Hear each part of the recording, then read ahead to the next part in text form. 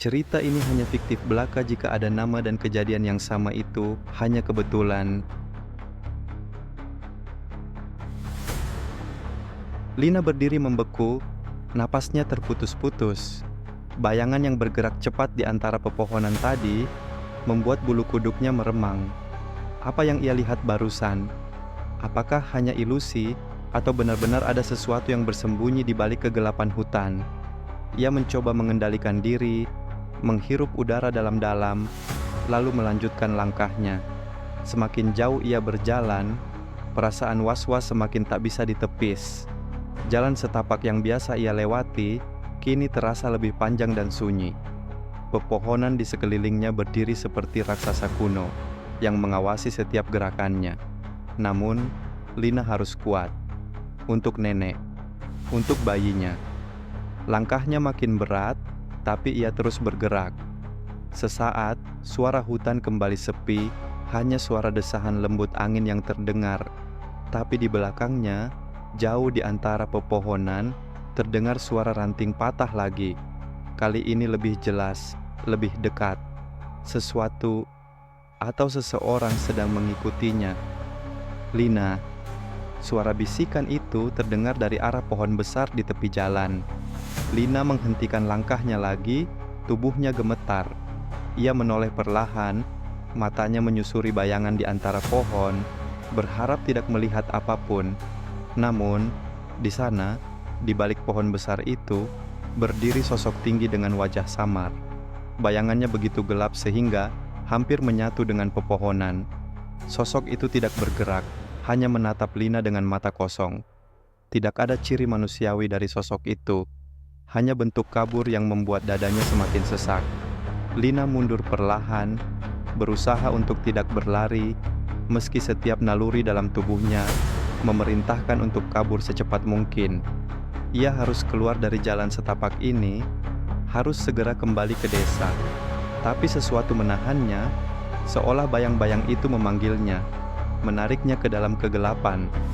Dengan tubuh bergetar, Lina berusaha memanggil akal sehatnya.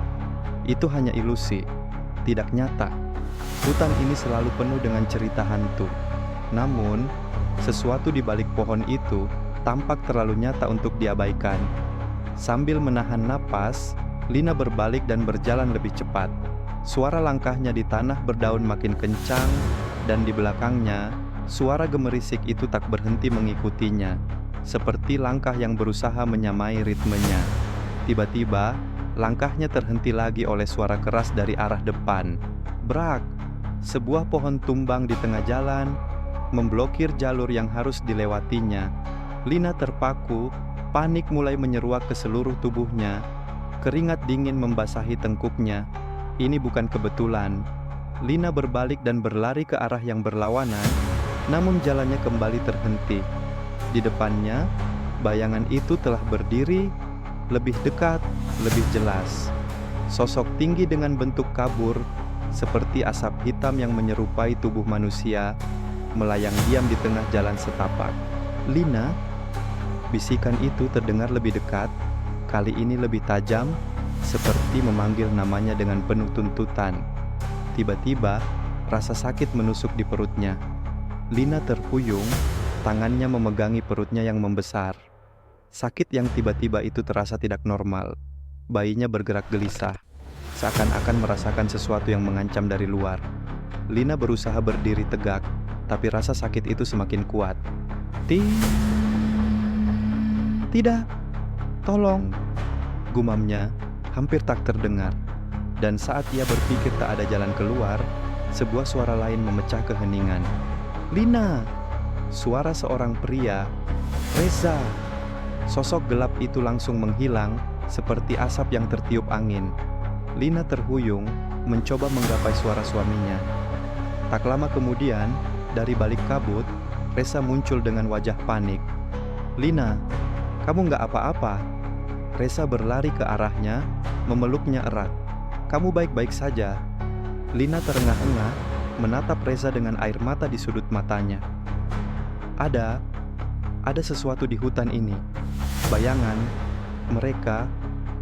Reza menggeleng, meski matanya menunjukkan kekhawatiran mendalam.